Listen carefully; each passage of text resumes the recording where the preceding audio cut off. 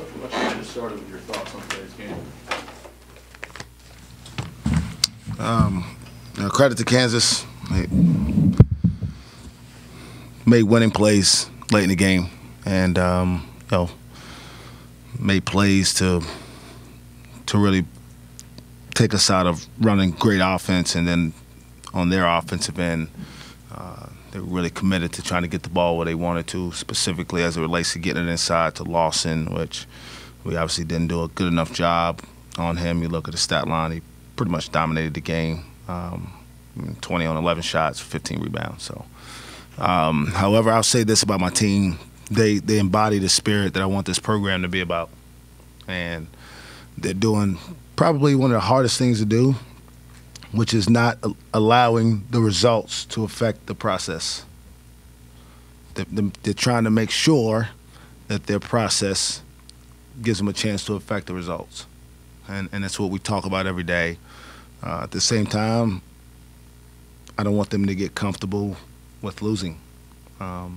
It's a danger when you don't have success and people tell you how hard and well you're playing to start to accept that, and we will not accept that. And I don't want any Oklahoma State fans to start to feel like losing is okay, because it's not. We won't have very many more 10-win seasons while I'm here. Mike, how did this team go from playing the way it did in Manhattan last week to playing the way it did in these two games this week? They care. I mean, it's not. I think sometimes we try to complicate a simple thing. When you play with great effort and you play together, and you have pride in trying to do things with purpose, you got a chance. And obviously, the truth is we don't have an overabundance of talent. But talent's not the whole deal. There's more to it than that, and those kids are showing what that looks like. What were your thoughts on what Curtis was able to bring to the team today? It's what I've always thought Curtis could bring to our team. He hasn't been able to perform at a consistent level doing that, but we believe a great deal in his talent. That's part of the reason that we were intrigued when he was available a year and a half ago. He hasn't played that aggressively in a long time, and he obviously felt comfortable once he got a couple shots to go early.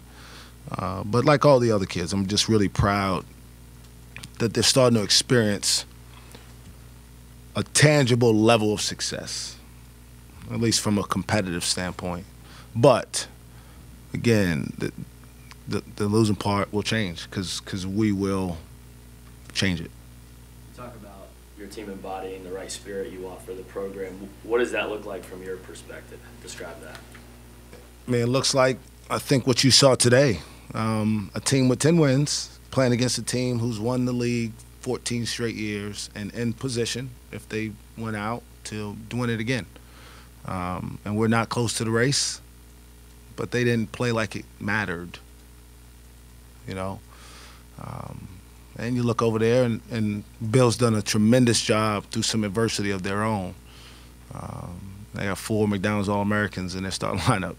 So our guys don't worry about the external. They worry about looking out for each other, and that's what it's about. What exactly happened to Lindy? I know he got hurt, but I wasn't sure what went on there. Yeah, I'm not sure. I really don't know. I didn't see it, and I think it went to a timeout. So I was focused on the timeout, and I was told he had to go get evaluated. And so again, I don't worry about things like that. When he was back on the bench, I asked the trainer if he could go, and then I asked Lindy if he felt like he could go, and they both said yes, and so we put him back in. What was going through your mind on that last play when Lindy had the open three? I mean, at the end of the day, we got what we wanted. We got the best three-point shooter in the conference. Wide open three. I mean, that's why you don't get caught up in that. You can't. I'll take that shot again if we had to go play it over right now. What did you see differently from Grimes from the first time you guys played him? 6 points last time in 17 to 9. He's a really good player. I mean, I recruited Quentin and got to know him and his family really well. He's always been really talented. I think part of the issue, just in general, the expectations are ridiculous. I mean, so he's supposed to be one and done. He's supposed to be an All-American. He's 18 years old, man. It's hard being good in college basketball, especially at this level as an 18-year-old. And we've seen it happen a couple times. So we think everybody can do it. It's not true. Very few guys do that. And we try to make everybody the exception. And he's just having a normal freshman year. He's had some struggles, and he's shown why he was a McDonald's American today. He's really, really talented. And he's going to be a really good player. And he plays for a really good coach. If he keeps listening to his coach and not the people who tell him that it's Bill's fault he's not playing well, he'll be just fine. How big was the free throw disparity in this game?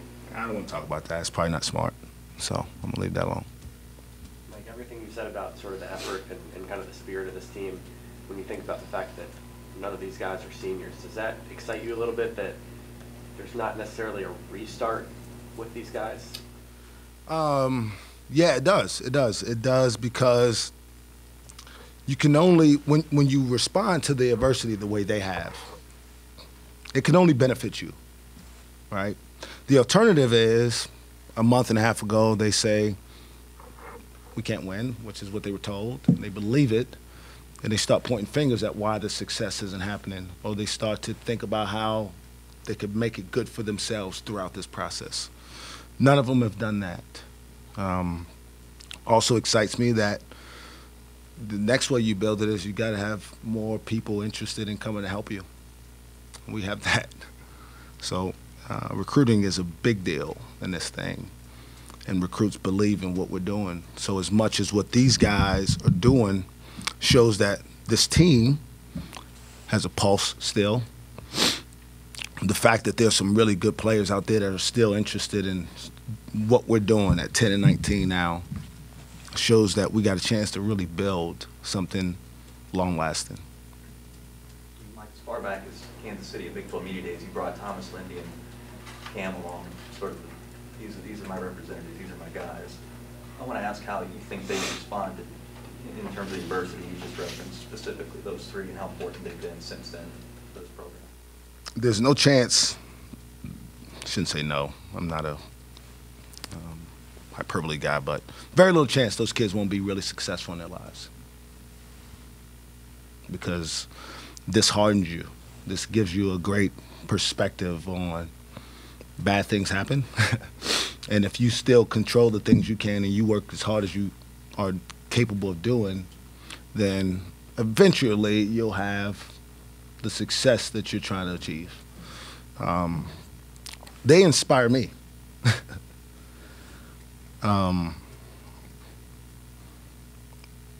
Because I don't always have to tell them what to do to get through this stuff. I don't always have to bring them into my office and play the psychological, get your teammates ready to play deal. They handle a lot of that stuff on their own. And so when you get that from your team, and I can still try to figure out, all right, how do we defend Dedrick Lawson in the post? Or how do we stop Devon Dotson from being in transition? I got a chance to help them do that if I'm not always coaching the psychological part of the game. So I'm thankful they're all here. I didn't recruit any of them here, but I haven't recruited anybody here more important than they are. Is it a stretch to say, would you say that they deserve a better season in terms of results? My grandfather told me you get in life what you work for. So maybe we just need to work a little harder. That's how I approach it. So I'll go home, I'll do what I've done for 29 games. I'll watch the film, I'll make some notes, I'll come back tomorrow, I'll make some recruiting calls, try to figure out how to make this program better. On Monday, I'll show up ready to practice to get ready for Baylor. Can't let the process change. Got to affect the process, and then the results take care of themselves. We can't let the results change what we think about what's happening, and that's what they've done. Mike, around the 2-minute mark, there was an out-of-bounds play on your guys' baseline. Was that just outside of the 2-minute mark? Did you talk to anyone about that play? In terms of Getting it reviewed Yeah, I think it's got to be 2 minutes Yeah. or under. Okay. So it was unfortunate, you know, one of those things. We've had a lot of those. We just put them in a notebook. You know, we'll learn them all. We'll figure it out. You know, and it's all as hard as it is to go through it. I got great faith in what we're doing and how we're trying to do it. And again, the future's exciting. I talk to our recruits every day about watching our team and what it's supposed to look like when you care about what you're representing. And every kid I recruit, I have those conversations with. Like, you know how hard it is to get a bunch of 18-year-olds to play hard at 10 and 19 in March when there's a week left of your season, and I don't have to fight them to do it because they're totally bought in and sold out for what we believe in. So to answer your question, I don't know if I did. I didn't ask, but I don't worry about those things that are completely outside of my control, you know? And that's why I didn't answer the question about the officiating. It is what it is. It's in the books. They're not changing it. And Coach, you talked about, or Bill talked a lot about the fake ball screen you ran for Lindy. I mean, when you're setting that up in the huddle, you're probably trying to get him a semi-open look. Did that turn out as well as you could have hoped? Yeah, I mean, and I honestly had turned away from the play. When I, you know, a lot of times I don't watch the action that's happening. I assume that they're going to try to do what I ask them to do, right? I'm watching the other stuff to see, maybe where the other piece is at, so that the next time maybe. But I did see him when he did take the dribble, and he's wide open. I mean, again, I don't know if you could. They always go in when I draw them up, though. I think I'm like the most efficient draw up coach in the country, but. Anything else, guys? Thanks.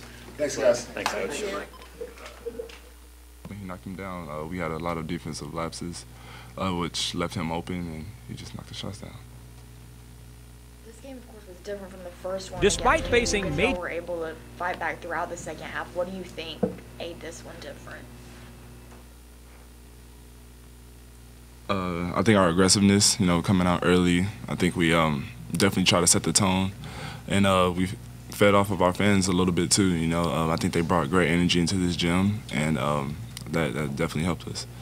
Cam, obviously you guys haven't come out on the right end of either game this week, but both you played down to the wire. What's kind of changed after Saturday's game in Manhattan that's allowed you to go up against two of the top teams in the league? Just our mentality. You know, we've been working hard in practice every day, just competing. I mean, that's what coaches told us this whole week, just to go out there and compete at a high level. Curtis, Cam just mentioned changing the mentality and coming out at a higher level. You started today making your first 4 shots and scoring 10 points pretty quickly. Did you just kind of feel good coming into the game? Just trying to be aggressive. Teammates were looking for me. Just trying to keep it going, trying to provide a spark off the bench, and then the fans were great, so it was funny. Cam, what'd you think of the last look that Lindy got from 3? I mean, we want them to shoot that 10 times out of 10, you know.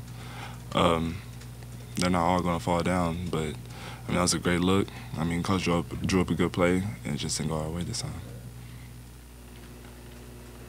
Curtis, when you see your first couple shots go down, does your confidence change? It seemed like you were more aggressive today just throughout the game than maybe some others. I guess a little bit. I try to be steady, go out there with the same mentality, and then especially last 2 games, we've been working hard in practice, so that builds confidence.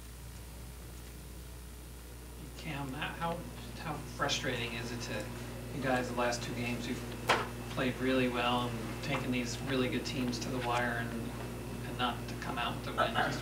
What's the mindset? I wouldn't say it's frustrating. You know, we just keep on building that foundation brick by brick. You know, if we come out and continue to play like we've been playing, good things will come. You know, we definitely don't take any more victories, but we can definitely say we're headed in the right direction. But you know, good things will come soon. Cam, after you fouled out with that minute or so left, what was kind of your message to your teammates in that huddle there? We got this, you know. We go over these situations every game. I mean, every day in practice. You know, down a minute 38, go in and try to get key stops. And like I said, we had a great look, and we'll take that shot 10 times out of 10. how you look around the locker room and see that every guy there will be back next year? Oh, that's exciting. I think, like Cam just said, we definitely don't want to take more victories, but I think we've definitely grown a lot. We've been through a lot this year, and I think going into will help us finish this year strong and then going into next year with a great mindset. This is for either of you. Lindy kind of took a fall and went to the locker room for a little bit. When he came back out onto the bench and came back to the huddle and was checking back in, did that kind of provide a little bit of a moral boost knowing that he was okay and was able to come back into the game? He's a big part of our team, big leader, and definitely feel comfortable when he's out there and feel good that he's healthy and not hurt. Cam, what Curtis said about being through a lot this year, going through a lot, when a season like that unfolds, the coach leans on his older guys, his sort of pillars, more and more. You and Thomas and Lindy, is that in your mind every day you go to practice? I wouldn't say there's any type of pressure, you know. I think these moments throughout the season, and Curtis as well, he's a guy that we definitely lean on for leadership. You know, it builds character. You know, I think we all have the right mindset and the right mentality about, you know, working hard every day. So, yeah, I believe he leans on us for leadership, and I think we try to provide that at a high level. Have you sense that that's been able to happen consistently, that there's been any lull in that? You know, we've had our bumps, and we've definitely, you know, been challenged as well as a team. You know, coming off of some bad losses, and you know, coach presents a challenge to us, and we have to take it on. I mean, there's no going turning back from it. Curtis, can you speak to how important Cam has been in that regard, and the other older players on the team? Oh yeah, for sure. Cam is one of the more vocal leaders on our team. Holds everybody accountable. I think a guy we definitely lean on, especially with Lindy and Thomas. I think they also do the same. They've been here, they've been through it, so definitely people I go to, and as well as myself, try to be a leader. Cam, do you get a better sense at this point of the adversity you guys have gone through, what that will do in a positive sense going forward for the group? Yeah, but you know, we can't just lean on like thinking just because we've been through what we've been through, that good things are just automatically going to happen to us. You know, we have to make them happen.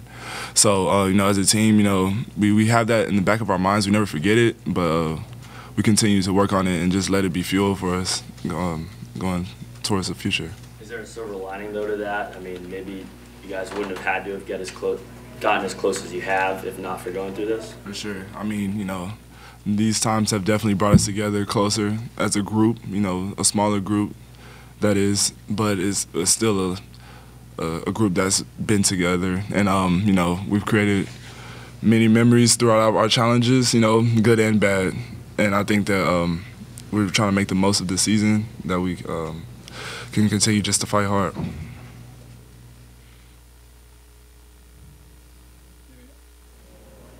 Thanks, fellas. Thank you, Thanks, guys. guys. Appreciate it.